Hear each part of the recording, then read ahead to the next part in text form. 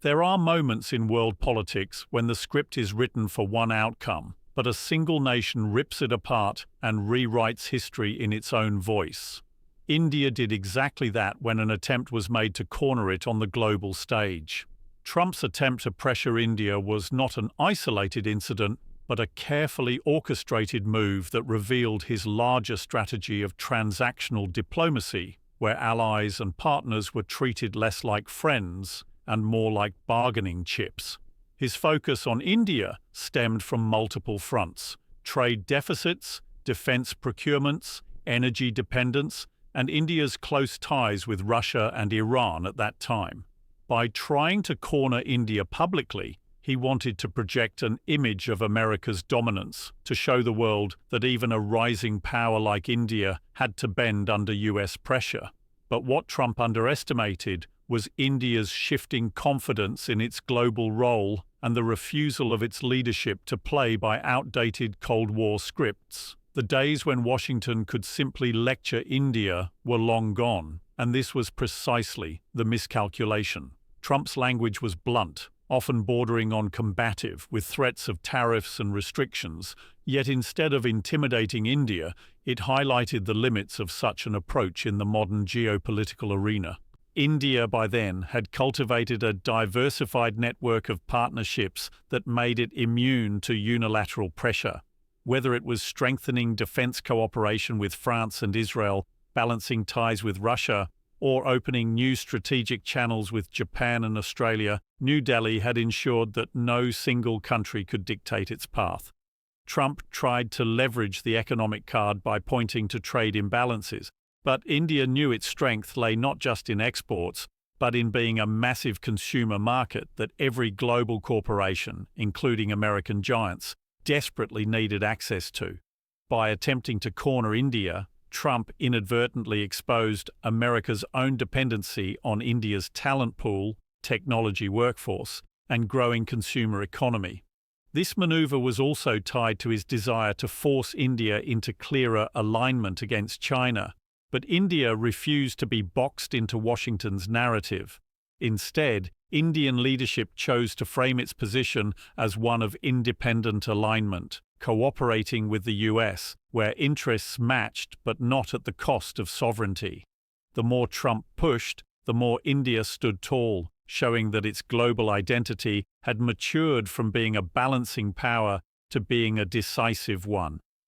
In the end, Trump's attempt to corner India did not weaken New Delhi. It elevated its image as a nation that cannot be coerced, only respected. Trump's attempt to pressure India was not an isolated incident, but a carefully orchestrated move that revealed his larger strategy of transactional diplomacy, where allies and partners were treated less like friends and more like bargaining chips. His focus on India stemmed from multiple fronts: trade deficits, defense procurements, energy dependence, and India's close ties with Russia and Iran at that time.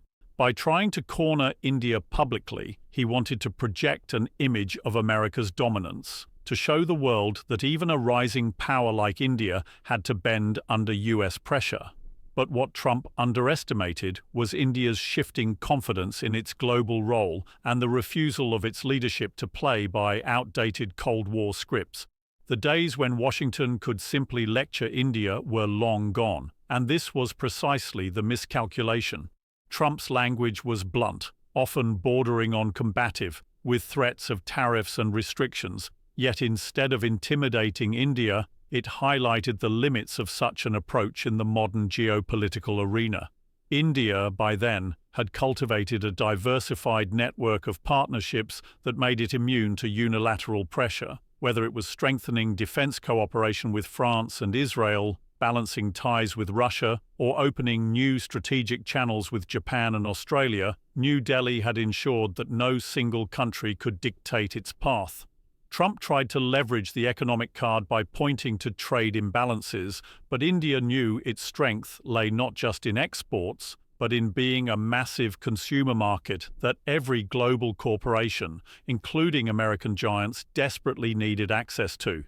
By attempting to corner India, Trump inadvertently exposed America's own dependency on India's talent pool, technology workforce, and growing consumer economy. This maneuver was also tied to his desire to force India into clearer alignment against China, but India refused to be boxed into Washington's narrative. Instead, Indian leadership chose to frame its position as one of independent alignment, cooperating with the US, where interests matched but not at the cost of sovereignty.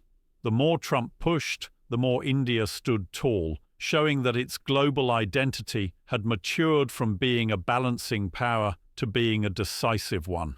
In the end, Trump's attempt to corner India did not weaken New Delhi. It elevated its image as a nation that cannot be coerced, only respected. India's response was rooted in its enduring principle of strategic autonomy, a doctrine that has shaped its foreign policy since independence but has taken on sharper relevance in the 21st century. When Trump attempted to corner India on issues like trade, defense alignment, and geopolitical positioning, the instinct of many nations in similar situations would have been to compromise quickly to preserve ties with Washington. Yet India chose a different path. It calmly reiterated that no external power, however strong, could dictate the trajectory of its choices. Strategic autonomy does not mean isolation but balance, and India demonstrated this by reminding the world that its partnerships were many and diverse. While it valued cooperation with the United States, it would not sever ties with Russia, nor would it give up on its energy security interests in Iran simply because Washington demanded it. At the same time, India continued to deepen bonds with Japan, Australia, France, and others, proving that its strength lay in not being tied down to any one camp. This refusal to be boxed into a binary, US versus China, West versus East, was a clear sign of India's maturity as a power in its own right. It sent a broader message as well, especially to other developing nations. Sovereignty is not a gift granted by superpowers, but something that must be guarded by firm choices and clarity of vision. India's insistence on charting its own path highlighted that it was no longer content with being seen as a follower. It was setting the tone for how multipolar diplomacy should work in the modern era. This stance carried weight beyond the immediate clash with Trump, as it reinforced the idea that India had both the will and the capacity to define its destiny without external approval. Jaishankar's diplomatic masterstroke became the defining moment of this episode, showcasing how intelligence and composure could outmaneuver bluster and pressure. Faced with Trump's hard-edged rhetoric, Jaishankar responded not with aggression, but with carefully measured statements that radiated confidence and subtle defiance. He reminded global audiences that India was not a passive recipient of Western dictates, but an equal partner whose contributions to global security, economic stability, and democratic values were indispensable. By framing India's position as one of responsibility and balance, he cleverly flipped the narrative. Trump appeared forceful but outdated, while India appeared steady, principled, and forward-looking. Jaishankar also emphasized India's stabilizing role in Asia, its commitment to multilateralism, and its ability to engage constructively with both the West and the global South. This had the effect of positioning India as a bridge builder rather than a pawn, a nation that others could trust to stand firm yet engage rationally. The true brilliance of his approach lay in the fact that he neutralized pressure without confrontation, elevating India's diplomatic standing while avoiding unnecessary hostility. What stunned the world was not just that India resisted US pressure, but that it did so with a grace and intelligence that made it look stronger rather than defensive. Jaishankar's intervention demonstrated that diplomacy in the modern age is not about volume, but about precision, not about threats, but about presence. In this way, he turned a moment that could have diminished India into one that elevated it, proving that words, when wielded with skill, can be as powerful as armies or economies. India's strategic autonomy has been a guiding principle of its foreign policy for decades, but in this particular episode, it was tested in ways that revealed both its resilience and its growing sophistication. When faced with pressure from Trump's administration, India did not react with hostility, nor did it bend under external pressure. Instead, it reasserted that its decisions would always be rooted in national interest rather than external dictates. Strategic autonomy for India does not mean isolationism. It means building partnerships on equal terms, refusing to be drawn into someone else's battles without clear alignment of interests. This was evident in how Jaishankar framed India's position, making it clear that India was willing to work with the United States on shared goals, like countering terrorism and securing trade flows, but not at the cost of its ties with Russia, nor at the expense of its energy security needs involving Iran. By upholding this balance, India showed that its independence was not negotiable. This principle carried significant weight globally because it demonstrated that a country could engage deeply with both the West and the global South without being forced into rigid camps. The subtle but firm defense of sovereignty captured the attention of other nations who were themselves wary of great power pressure, thereby making India a symbol of resistance against coercive diplomacy and a role model for countries seeking a middle path. Jaishankar's diplomatic masterstroke in this confrontation is remembered because of the precision with which he managed to turn a challenging moment into a showcase of Indian resolve and intellect. His strength lies not in loud rhetoric, but in calculated calmness, where every word carries strategic weight. When confronted with the bluntness of Trump's demands, Jaishankar avoided escalation by not responding in kind, yet his phrasing cut just as deep. He reminded the world that India was not a country that could be pressured into submission, framing India as a stabilizing force in global politics and a democracy with its own voice.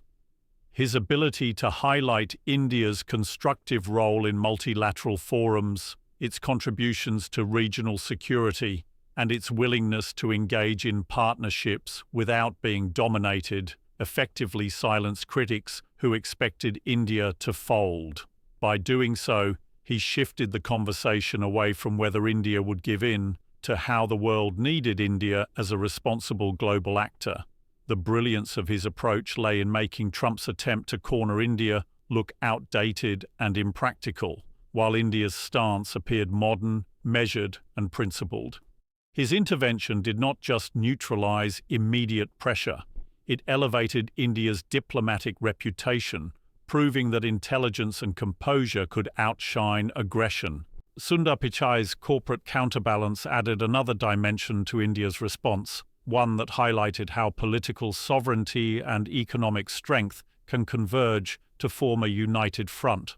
While Jaishankar represented the political will of the nation, Pichai embodied the power of India's technological rise. His articulation of India's role as a digital powerhouse was not just a corporate pitch, but a reminder that India was indispensable to the global economy. Companies like Google, Microsoft, and countless startups depend on Indian talent and innovation, and Pichai underscored this by presenting India not merely as a market, but as a creator of future technologies. By emphasizing India's potential in artificial intelligence, cloud computing, and digital infrastructure, he flipped the narrative. Rather than India needing validation from the US, it was the world that relied on India's innovation ecosystem. This corporate voice aligned seamlessly with India's diplomatic defiance, amplifying the message that the country was strong both in governance and in global business. Pichai's words resonated because they came from a position of undeniable success, an Indian leading one of the world's largest technology companies. His presence and perspective made clear that trying to corner India politically made no sense when economically and technologically India was already too deeply embedded in the global system to be sidelined. Together with Jaishankar's diplomacy, Pichai's intervention created a twin response that merged political firmness with corporate vision, stunning the world with how cohesively India projected its power. The world's reaction to this episode was one of sheer astonishment, not because nations had never seen America try to pressure its partners before, but because of the way India turned the entire narrative on its head.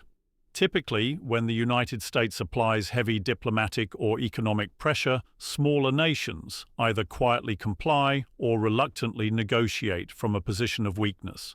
Yet, in this case, India did something different. It neither bent nor lashed out. Instead, it calmly projected a message of equality and dignity. This approach was not lost on other world powers. European states, who had themselves often found American diplomacy overly forceful, quietly admired India's firmness, while countries across Africa, Southeast Asia, and Latin America saw in India a reflection of their own struggles to maintain sovereignty in the face of global pressure. The media amplified this perception, turning Jaishankar's statements and Pichai's remarks into headlines that celebrated India's independence.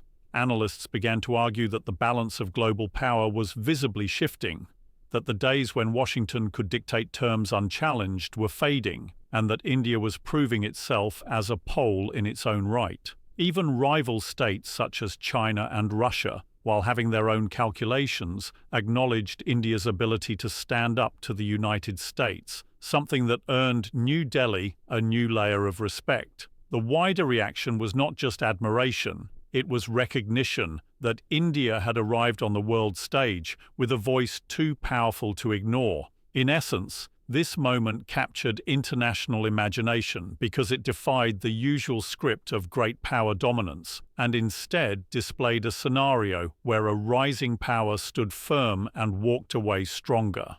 The significance of this global reaction cannot be underestimated because it marked a turning point for India's global identity.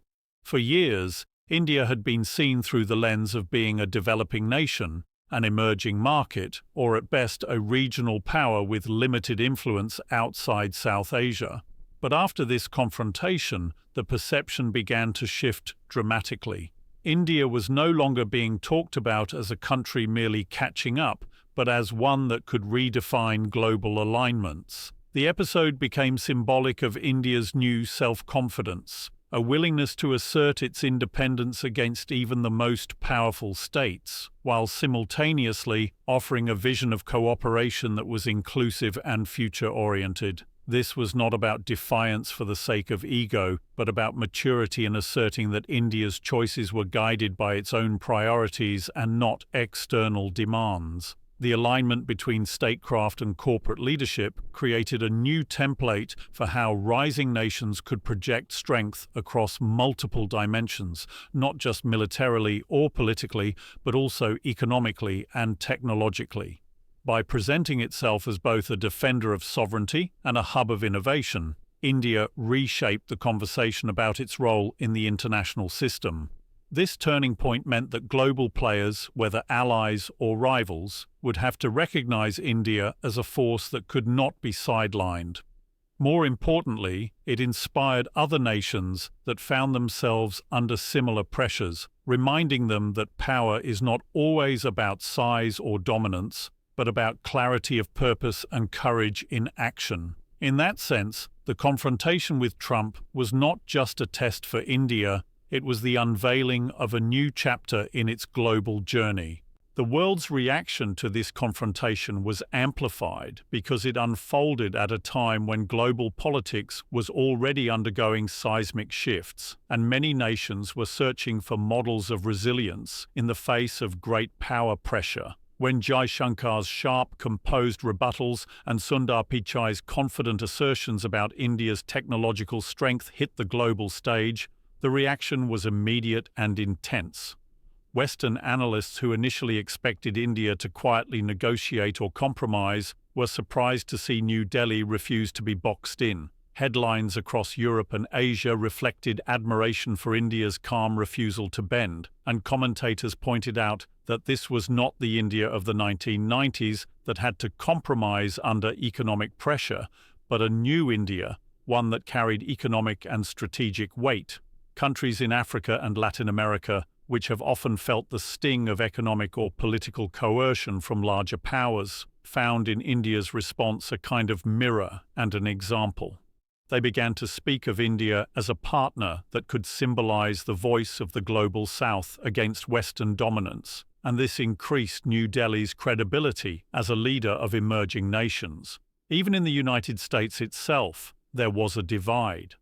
While Trump's rhetoric tried to portray India as being unfair in trade, many American businesses and policymakers publicly emphasized that India's growing role in global supply chains and technology made it too vital a partner to antagonize. In this sense, the world's reaction was not only about admiration, but also about recalibration, as nations realized that India had crossed an invisible threshold where it could no longer be pressured without consequence. The admiration and recognition of India's stance also carried a deeper message that stunned observers. The way politics and corporate power aligned seamlessly in India's defense. Normally, diplomatic pushbacks remain confined to government statements, but here the corporate sector, represented by Sundar Pichai, complemented the state's narrative by showing that India's power extended beyond military and political terms into economic and technological domains. This made the world see India not just as a sovereign nation asserting itself, but as a multidimensional power whose strength could not be measured in a single sphere. European think tanks began publishing pieces describing India as a swing state, with the ability to shape the future of global alignments, while Asian nations looked to India's example as proof that the US-China binary was not the only global model. What truly stunned the world was the finesse with which India achieved this balance. It did not resort to loud rhetoric or anti-American sloganeering, but instead used reasoned diplomacy and a corporate showcase to communicate strength. That combination set India apart as a power of subtlety and intelligence, which in turn increased its appeal as a global partner. The more the world saw this, the more it became clear that Trump's attempt to corner India had backfired, leaving India stronger and more respected on the global stage. The surprise was not that India stood firm, but how effectively it turned a potentially disadvantageous moment into a global display of independence and confidence.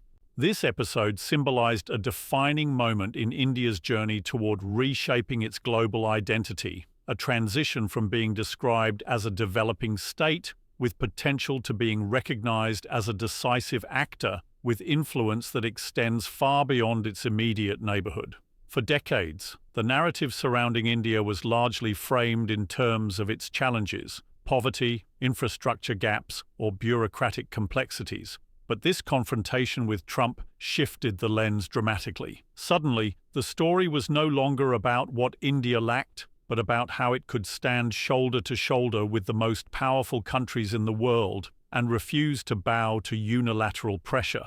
The insistence on sovereignty, articulated by Jaishankar and reinforced by Pichai's corporate vision, showcased that India's rise was not confined to GDP figures or military expansion, but embedded in a multidimensional strategy that merged diplomacy, economics, technology, and culture. This moment was not just about one political confrontation, it was about India announcing itself as a country that could defend its national interests, while also contributing responsibly to the international system. That balance between defiance and responsibility elevated India's stature, making it clear to both allies and rivals that New Delhi was no longer a peripheral voice, but a central participant in global decision-making. The long-term impact of this turning point is reflected in how India's partnerships began to be recalibrated afterward.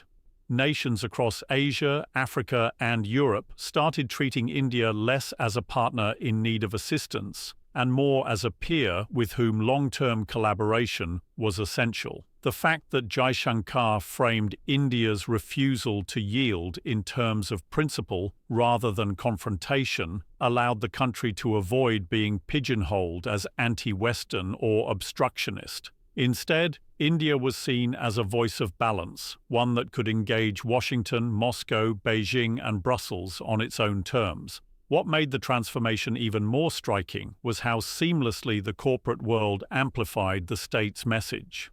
Pichai's emphasis on India as a hub of innovation and digital opportunity meant that the world now saw Indian power not only in terms of geopolitical leverage, but in the practical, everyday technologies that shape the future. This dual force of political independence and technological leadership meant India's global identity was no longer one-dimensional, but layered, complex, and resilient. In the eyes of the world, India had moved from the margins to the center, from being described as an emerging player to being accepted as a shaper of global outcomes. The turning point was not simply about resisting Trump's pressure, but about redefining the terms of how India would be engaged in the international order going forward. India walked away not cornered, not silenced, but stronger, respected, and firmly established as a power the world can no longer overlook.